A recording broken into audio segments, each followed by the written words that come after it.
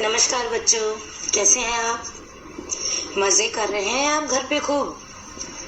अच्छा, आप सब लोगों ने कभी कुछ काम ऐसा किया हो कि मम्मी पापा ने आपको डांटा हो? बिल्कुल, रोज ही करते होंगे ऐसे काम कि मम्मी पापा आपको डांटते होंगे, आप पर हुक्म चलाते होंगे। करते हैं ना? बिल्कुल सही। तो सभी के मम्मी पापा ऐसा करते हैं बेटा। हम लोगों की भलाई के लिए हम लोगों को समझाते हैं, कुछ आदेश देते हैं, हमारे अच्छे जीवन के सीखने के तरीकों को प्रोत्साहित करने के लिए अपने हुक्म भी मनवाते हैं। किंतु हम बच्चे, आप लोग ये सोचते होंगे कि काश हम भी इन बड़ों की तरह किसी पर हुक्म चलाते, है ना?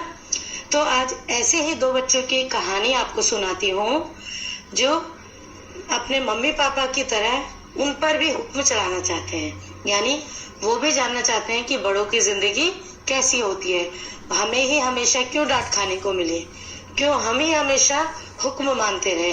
कभी कभी बड़ों को भी हमारा हुक्म मानना चाहिए। तो चलिए ऐसे ही कहानी पढ़ते हैं जो है पाठ 10, एक दिन की बादशाहत। बादशाहत क्या होता है? यानी बादशाह बनना, एक दिन का राजा, एक दिन का राजा, एक दिन का शासन चलाना, उसे बोलते हैं बादशाहत। बादशाह होता है राजा और बादशाहत मतलब शासन चलाना, अपना शासन चलाना, यानी अपना राज चलाना, एक दिन के लिए राजा होना। तो चलिए पढ़ते हैं ऐसे ही बादशाहों की कहानी जो अपने आप को एक दिन के लिए बादशाह बनाने पर आमादा थे। तो देखिए पढ़ते हैं। आरिफ, सलीम, चलो फौरन सो जाओ। अम्मी की आवाज ऐन उस वक्त आती थी जब वे दोस्तों के साथ बैठे कव्वाली गा रहे होते थे, या फिर सुबह बड़े मजे में आइसक्रीम खाने के सपने देख रहे होते कि आपा झिंझोड़ कर जगा देती, जल्दी उठो, स्कूल का वक्त हो गया। दोनों की मुसीबत में जान थी। हर वक्त पाबंदी, हर वक्त तकरार, अपनी मर्जी से चूं भी ना कर सकते थे। कभी आरिफ को गाने का मूड आता तो भाईजान डांटते, चुप होता है या नहीं, हर वक्त मेंढक की तरह टर्राए जाता है। बाहर जाओ तो अम्मी पूछती बाहर क्यों गए, अंदर रहते तो दादी चिल्लाती हाय मेरा दिमाग फूटा जा रहा है शोर के मारे। अरे रजिया, जरा इन बच्चों को बाहर हाँक दे, जैसे बच्चे ना हुए मुर्गी के चूजे हो गए। दोनों घंटों बैठकर इन पाबंदियों से बच निकलने की तरकीबें सोचा करते।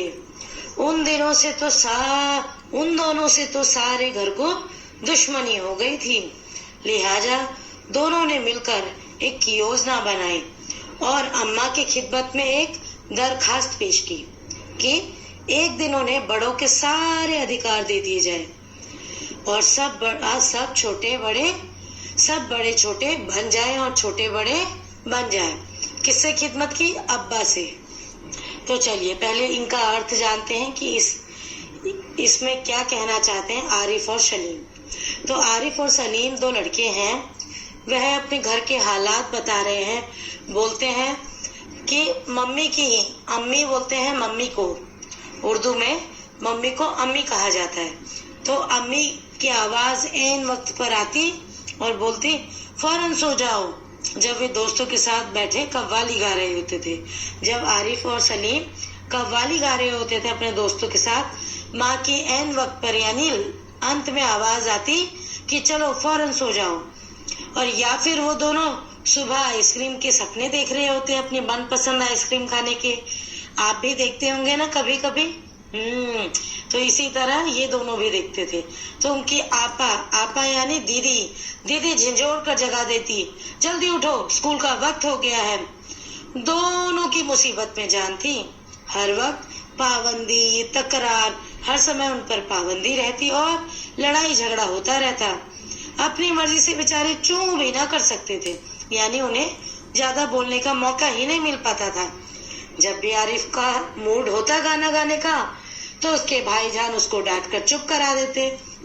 बोलते हर वक्त मेंढक की तरह तो टर्राए जाता है, जैसे मेंढक बारिश में टर टर टर करता रहता है। मेंढक की आदत होती है टर टर करने की, उसकी आवाज होती है। तो वो बोलते हैं कि तेरी आवाज मेंढक की तरह, और तो हर समय मेंढक की तरह टर टर करता रहता है। फिर बाहर जाओ तो अम्मी पूछती बाहर क्यों आ गए, और अंदर रहो तो उनकी दादी चिल्लाती कि हाय मेरा तो दिमाग शोर के मारे फट गया। अरे रजिया, यानी उनकी माँ को बोलती, अरे रजिया जरा इन बच्चों को बाहर भेज दे, हाँक दे। हाँकना यानी जैसे गाय भैंस मुर्गी को बाहर निकालते हैं कमरे से, उसको बोलते हैं हाँक देना। तो वो बोलते हैं आरिफ और सलीम, जैसे हम बच्चे नहीं है, हम मुर्गी के चूजे हों, ऐसे ही हमें बाहर हाँक देने को बोलती थी दादी। दोनों घंटों बैठकर इन पाबंदियों से बच निकलने की तरकीबें सोचा करती है। वे दोनों सोचते हैं कि काश हमें इन पाबंदियों से आजादी मिले, ये टोका टोकी से आजादी मिले। उन दोनों से तो जैसे सारे घर को दुश्मनी हो गई थी, सब उन्हें टोकते रहते थे। लिहाजा दोनों ने मिलकर एक योजना बनाई और अब्बा की खिदमत में, अब्बा यानी पापा, अपने पापा की खिदमत में एक दरखास्त पेश की। दरखास्त मतलब प्रार्थना पेश की कि एक दिन उन्हें बड़ों के सारे अधिकार दे दिए जाएं और सब बड़े छोटे बन जाएं। नमस्कार बच्चों, कैसे हैं आप? आज हमें एक दिन के लिए सारे अधिकार दे दिए जाएं और सब बड़े हमारी तरह छोटे बन जाएं और हमारी आज्ञा का पालन करें, हमारे आदेश को, हुक्म को माने। इतने में पीछे से अम्मी बोली, चूंकि उनकी आदत थी डांटने की, तो बोली कोई जरूरत नहीं है उधम मचाने की।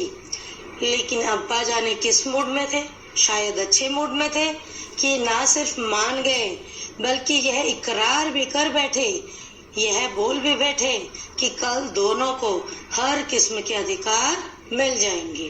फिर देखिए क्या हुआ आगे। अभी सुबह होने में कई घंटे थे कि आरिफ ने अम्मी को झिंझोर डाला, अम्मी जल्दी उठिए, नाश्ता तैयार कीजिए। अम्मी ने चाहा एक छापड़ रसीद करके सो रहे, मगर याद आया कि आज तो उनके सारे अधिकार छीने जा चुके हैं। फिर दादी ने सुबह की नमाज पढ़ने के लिए दवाएं, खाना और बादाम का हरीरा पीना शुरू किया तो आरिफ ने उन्हें रोका। तौबा है दादी, कितना हरीरा पिएंगी आप, पेट फट जाएगा। और दादी ने हाथ उठाया मारने के लिए। नाश्ता मेज पर आया तो आरिफ ने खानसामा से कहा, अंडे और मक्खन वगैरह हमारे सामने रखो, दलिया और दूध बिस्किट इन सबको दे दो। आपा ने कहर भरी नजरों से उन्हें घूरा, मगर बेबस थी, क्योंकि रोज की तरह आज वह तरमाल अपने लिए नहीं रख सकती थी। सब खाने बैठे तो सलीम ने अम्मी को टोका, अम्मी जरा अपने दांत देखिए, पान खाने से कितने गंदे हो रहे हैं। मैं तो दांत मार चुकी हूँ, अम्मी ने टालना चाहा। नहीं, चलिए उठिए। अम्मी निवाला तोड़ चुकी थी, मगर सलीम ने जबरदस्ती कंधा पकड़कर उन्हें उठा दिया। अम्मी को गुस्ल खाने में जाते देखकर सब हंस पड़े, जैसे रोज सलीम को जबरदस्ती भगा के हंसते थे। फिर वह अब्बा की तरफ मुड़ा, जरा अब्बा की गत तो देखिए, बाल बड़े हुए, शेव नहीं की, कल कपड़े पहने थे और आज इतने मैले कर डाले। आखिर अब्बा के लिए कितने कपड़े बनाए जाएंगे? यह सुनकर अब्बा का हंसते हंसते बुरा हाल हो गया। आज ये दोनों कैसी सही नकल उतार रहे थे सबकी, मगर फिर अपने कपड़े देखकर वह सचमुच शर्मिंदा हो गए। थोड़ी देर बाद जब अब्बा अपने दोस्तों के बीच बैठे अपनी नई गजल लहक लहक कर सुना रहे थे तो आरिफ फिर चिल्लाने लगा, बस कीजिए अब्बा, फौरन ऑफिस जाइए, 10 बज गए। चुप चुप चुप। अब्बा डांटते डांटते रुक गए। बेबसी से गजल की अधूरी पंक्ति दांतों में चबाए पांव पटकते आरिफ के साथ हो लिए। रजिया जरा मुझे 5 रुपए तो देना। अब्बा दफ्तर जाने को तैयार होकर बोले, 5 रुपए का क्या होगा, कार में पेट्रोल तो है। आरिफ ने तुनक कर अब्बा जान की नकल उतारी। जैसे अब्बा कहते हैं कि इकन्नी का क्या करोगे, जेब खर्च तो ले चुके। थोड़ी देर बाद खानसामा आए। बेगम साहब, आज क्या पकेगा? आलू, गोश्त, कबाब, मिर्चों का सालन। अम्मी ने अपनी आदत के अनुसार कहना शुरू किया। नहीं, आज ये नहीं पकेंगी। सलीम ने किताब रखकर अम्मी की नकल उतारी। आज गुलाब जामुन, गाजर का हलवा और मीठे चावल पकाओ। लेकिन मिठाइयों से रोटी कैसे खाई जाएंगी? अम्मी किसी तरह सब्र न कर सकी। जैसे हम रोज सिर्फ मिर्चों के सालन से खाते हैं, दोनों ने एक साथ कहा। दूसरी तरफ दादी किसी से तू मैं किए जा रही थी।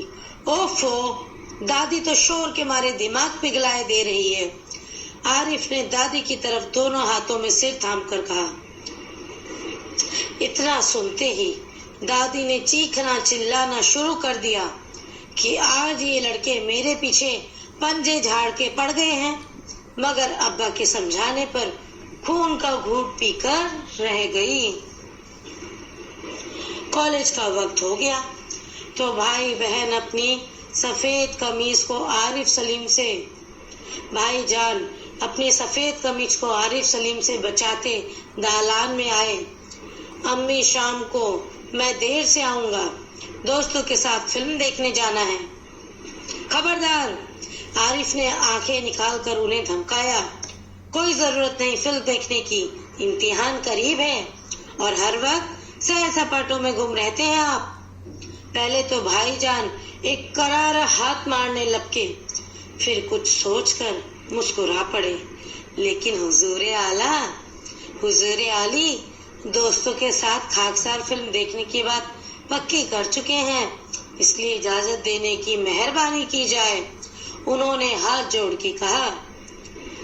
पनाह करें, बस मैंने एक बार कह दिया, उसने लापरवाही से कहा और सोफे पर दराज होकर अखबार देखने लगा। उसी वक्त आपा भी अपने कमरे से निकली। एक निहायत भारी साड़ी में लचकती लटकती बड़े ठाठ से कॉलेज जा रही थी। आप? सलीम ने बड़े गौर से आपा का मुआयना किया। इतनी भारी साड़ी क्यों पहनी? शाम तक गारत हो जाएगी, गारत हो आएगी। इस साड़ी को बदल कर जाइए। आज वह सफेद वॉयल की साड़ी पहनना।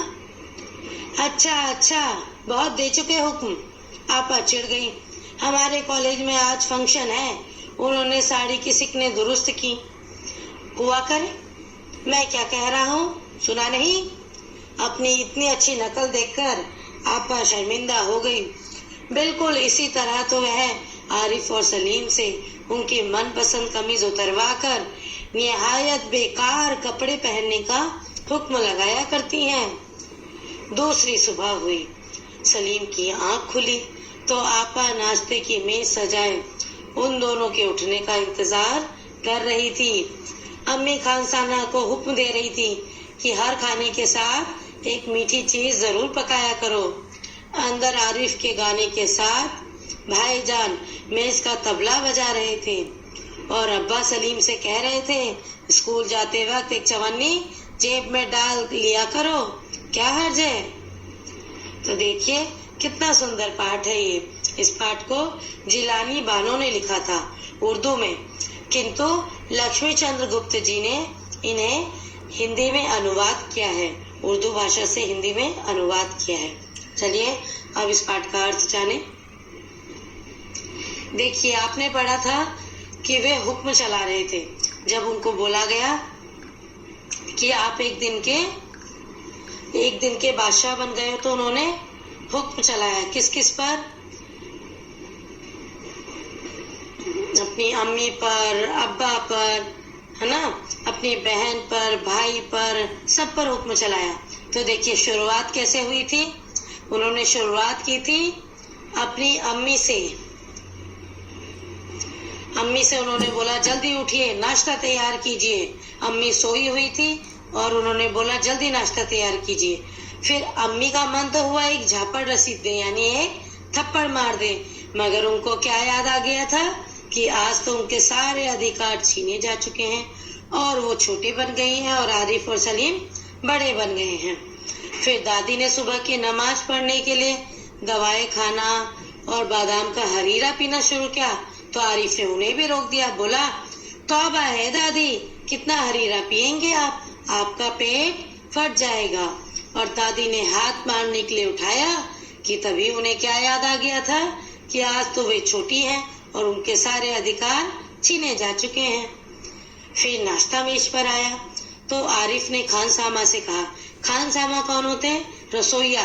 रसोइया को उर्दू में खानसामा कहते हैं, जो घर का खाना बनाते हैं। तो आरिफ ने खानसामा से कहा, अंडे और मक्खन वगैरह हमारे सामने रखो और दलिया और दूध बिस्किट ये सब जो सामने बैठे हैं अम्मी अब्बू दादी इनको दे दो।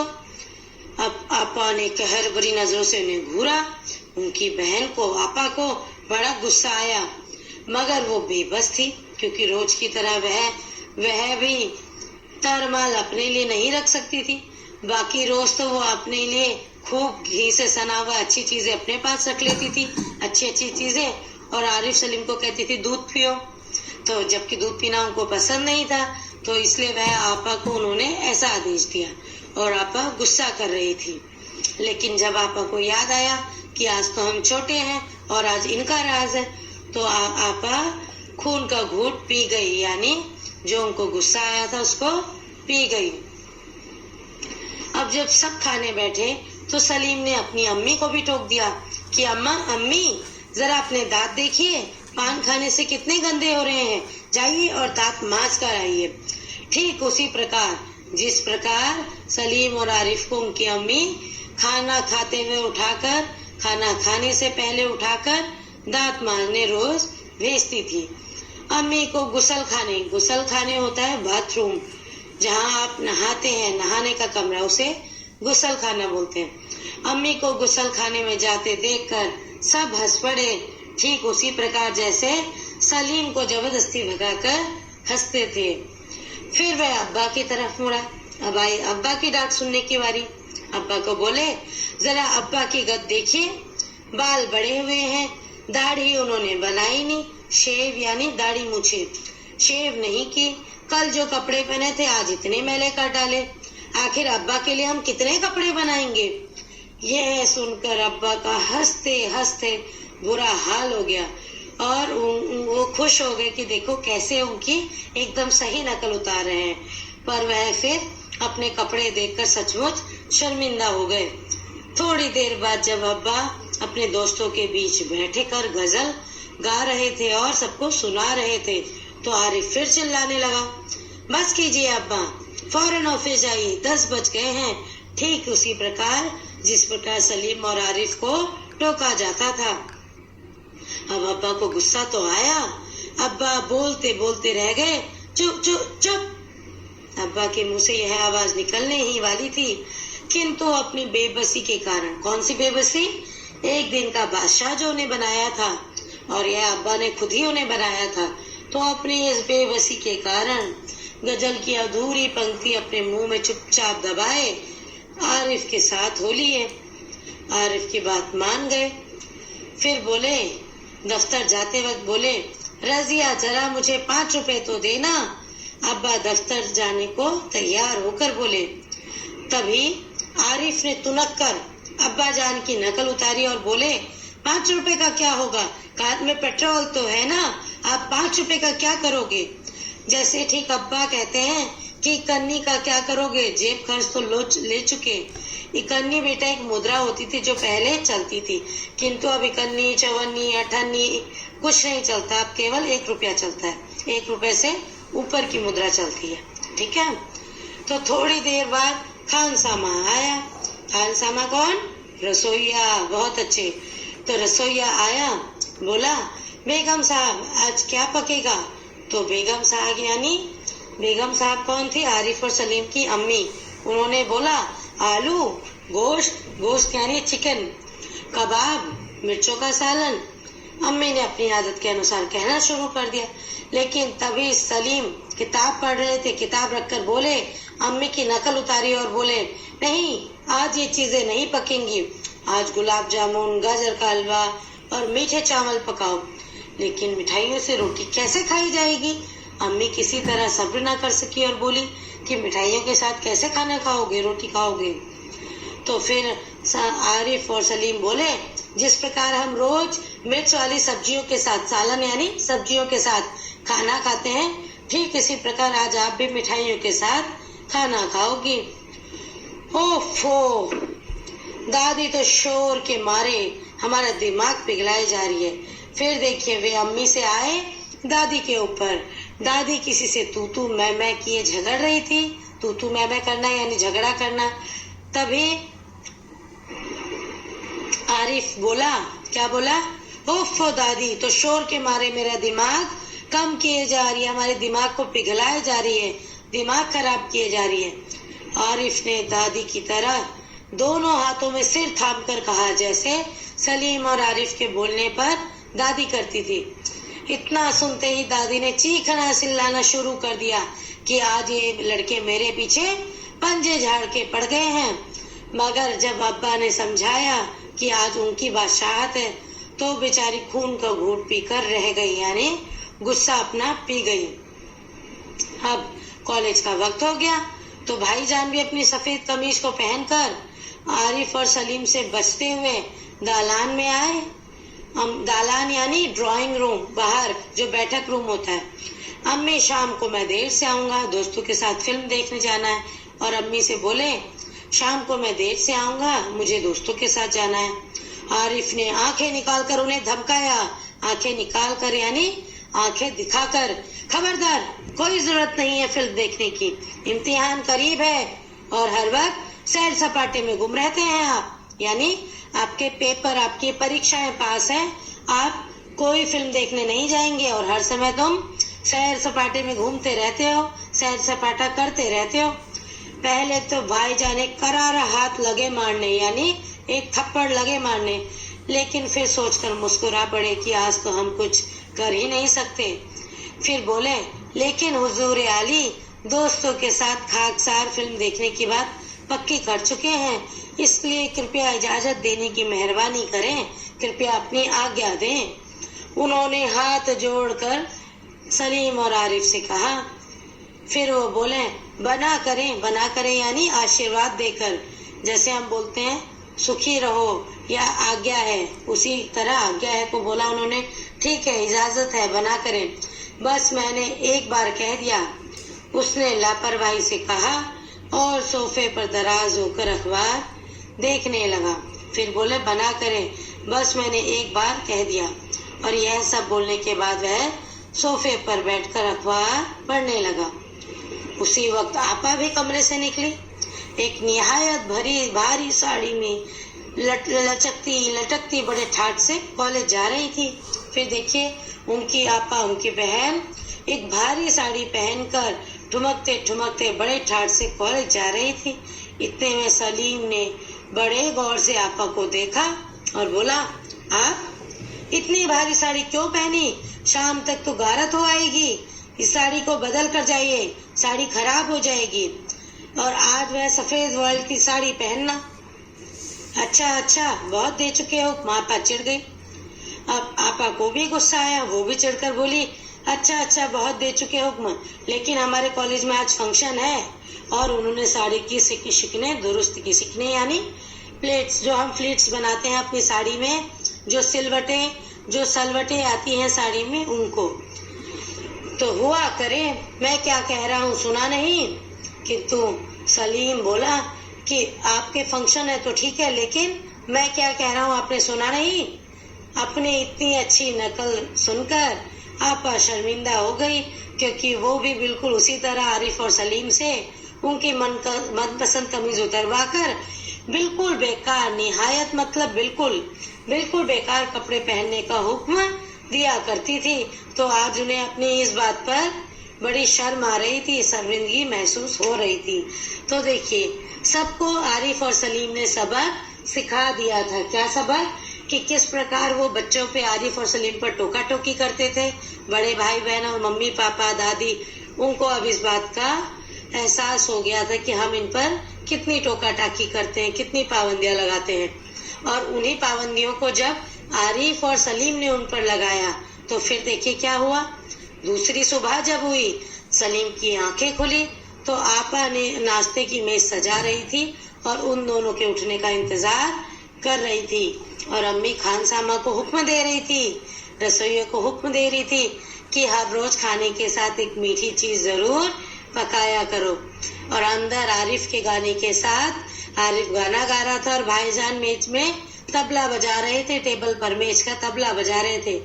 और अब्बा सलीम से क्या कह रहे थे, स्कूल जाते वक्त एक चवन्नी जेब में डाल लेना। चवन्नी यानी 25 पैसे जो आप नहीं चलते हैं। बोले जेब में डाल लेना 25 पैसे चवन्नी स्कूल जाते वक्त, क्योंकि इस 25 पैसे अपने पास थोड़े पैसे रखकर जाने में आखिर क्या हर्ज है। तो देखिए एक दिन की बादशाहत से, बच्चों की बादशाहत से उन्होंने अपने से बड़ों को सबको सबक सिखा दिया, एहसास करा दिया कि बच्चों को ज्यादा टोकना अच्छी बात नहीं है और उनके दिल पर क्या बीतती होगी। और बड़ों ने भी इनसे सबक सीखा और सबने अपनी आदतों में परिवर्तन किया। अम्मी ने रसोइयों को मीठा पकाने के लिए बोला, ठीक है, और आपा ने भी उन पर टोका टाकी बंद कर दी कपड़ों को लेकर। और आरिफ के गाने के साथ उनके भाईजान मेज का तबला बजा रहे थे और गाने से अब नहीं रोक रहे थे। और अब्बा भी बोल रहे थे, उनके पिताजी भी सलीम को बोल रहे थे कि स्कूल जाते वक्त एक चवन्नी जेब में डाल लेना, आखिर इसमें क्या हर्ज है। तो देखिए आखिरकार बच्चों ने अपनी बादशाहत मनवा ही ली। तो कैसा लगा आपको पाठ?